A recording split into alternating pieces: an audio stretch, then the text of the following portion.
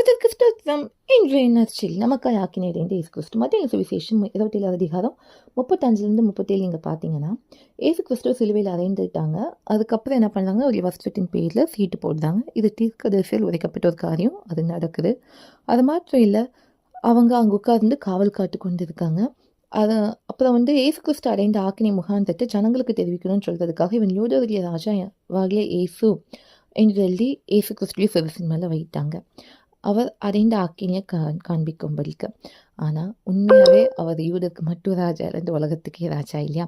நீங்கள் நல்லா யோசிச்சு பாருங்க. ஏசு கிறிஸ்து ஒரு ராஜ வம்சத்தில் பிறந்து கூட சில காரியங்களை நடப்பிச்சிக்கலாம். அவர் அப்படி வரலாம். நமக்காக ஏழ்மை கோணம் எடுத்து நமக்காக ரத்தம் சிந்தி இன்னைக்கு நமக்காக பரிந்து பேசி கொண்டுட்டு இருக்காங்க. இந்த ஆக்கினை யாருக்காக? நமக்காக அடைஞ்சார் இல்லையா? அந்த அன்பை ருசி பார்த்து வரலாம். ஒவ்வொரு நாளும் ஒரு சிலுவை பாடுகளை நினைவு கூர்ந்து அவர் அண்டை கிட்டி செய்வோம். தேவனுடைய பிள்ளைகளாக வாழுவோம். மற்றவங்களுக்கு இயேசு கிறிஸ்துவை பற்றி சொல்லுவோம். அவங்களையும் தேவன் அண்டை நடத்துவோம். தேவனுக்கு மகிமை உண்டாகட்டும்.